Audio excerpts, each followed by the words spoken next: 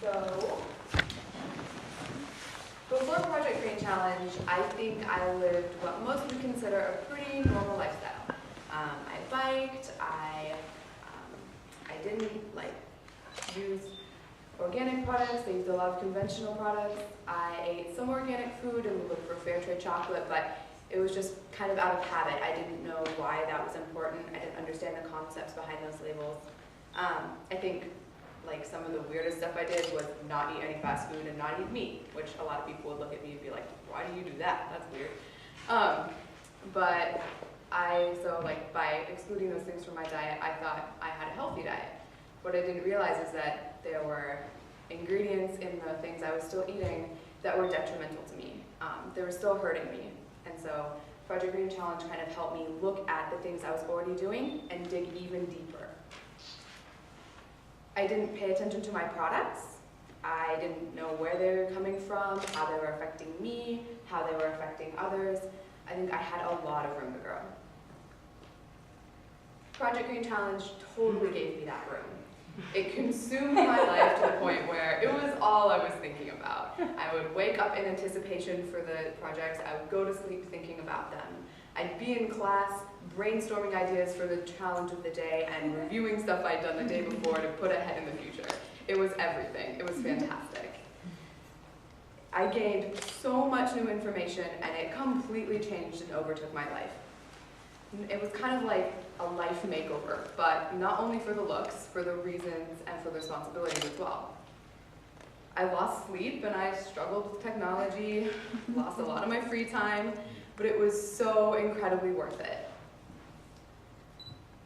I started looking at things and coming with more knowledge on not just small things like products and changing my eating habits, but also the importance of labels, how they affect everyone, of organizations like 350 or the Nature Conservation and what they're doing.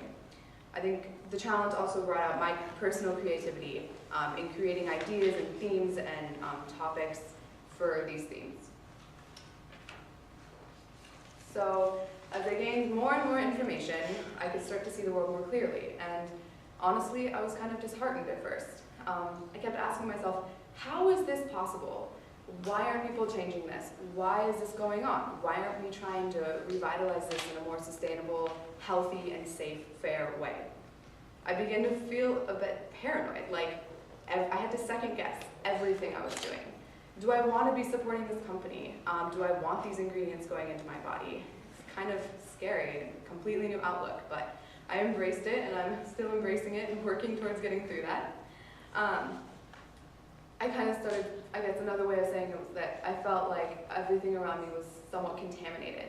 And not only products, but people, especially those who want to remain blissfully ignorant, as a student at my school said. And I realized that's a huge part of what this challenge has been for me, is seeing that there are people out there who just don't have a clue or don't care or don't want to care. And that there are thousands of things to change. I can start personally, start doing little things, change my lifestyle, change my products, what I'm eating, and then from there, start to work on making bigger headway, not only in my personal life, but with organizations, with getting other people involved and things like that. So I feel like that's kind of where I am right now. I've gained the information to be changing my own lifestyle, starting to work with my families, but now I dream. I dream of a world where I can go out, pick up any product off the shelf, go somewhere and eat, anywhere, and I'll just automatically know that it's safe for me. And not only safe for me, but safe for other people, and fair for the people who are making it, and everything. I even packaged foods.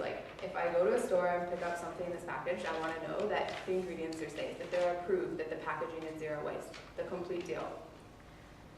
It's hard for me to be in a society where I don't see very many people caring. And when I see people's habits contributing to the problem that I'm, and so many others, like you all, are trying to work towards reversing. And I feel kind of stuck. I don't want to go up to them and say, what you're doing is wrong, but I want them to understand why, and I want them to see the benefits of changing. This is why Project Green Challenge was so incredibly fantastic.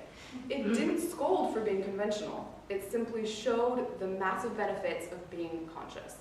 And through that, I knew there was no other beneficial option for me or for anyone else. So that's my goal and my work ahead. I want to implement change in a fashion that won't scold or harp on people's lifestyles, but will simply show them the benefits of changing. At my school, Scouter Good Friends School, I've begun to start doing things like bringing in greener cleaning supplies, since we don't have a janitorial staff and the students and staff are constantly in contact with our cleaning supplies. The administration is now getting recycled and post-consumer waste toilet paper as something I've written to the school about. I am personally working on getting local and organic dairy into our kitchen. Since we have a farm, so much of our food is already coming in that's sustainable. Why don't we have our dairy do that too? And showing them that the local and organic dairy and the cleaning supplies will be the same price or cheaper price. Showing them that they're not going to be as harmful to us. The benefits, not scolding. So these are great, but they're only the start. I want to find someone or create a committee that of students and staff that will be writing grants for getting like more solar panels or getting more fuel efficient vehicles, since energy sustainability is something our school personally needs to work on. I want to do more presentations at my school, not only to students, but to staff, and through that, get people interested to help me be doing them in the community. To show the importance of stuff like knowing what your ingredients are, or understanding labels, or simple tips for being greener that everyone can start doing. I plan on holding events to increase awareness, like Shoe Plant, where people will learn how to plant and garden by planting little plants or herbs in old shoes that you don't really know what to do with anymore. Or things like holding fair trade dinners or fair trade auctions, where people can come with fair trade meals, talk about them, learn about fair trade, things like that. And I'm realizing that these are things I can do not only at my own school, but also at my home, in my community, engaging everyone around me.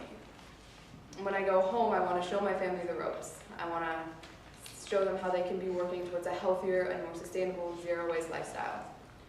This project has been so around my life at boarding school that I'm really excited to go home and have a completely new community of people to engage with and get ideas from and encourage.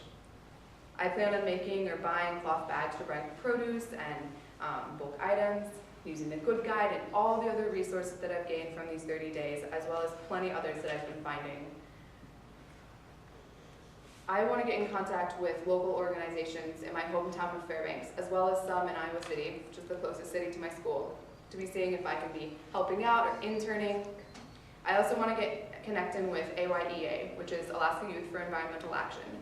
It's an organization of young teenagers that have been around for a while, trying to implement social and environmental change throughout the state. Through all of these efforts, through all of my knowledge, through everything, I know that my personal paranoia will decrease, my support and everyone else's support for the movement will increase, and little by little, our planet will become a better place.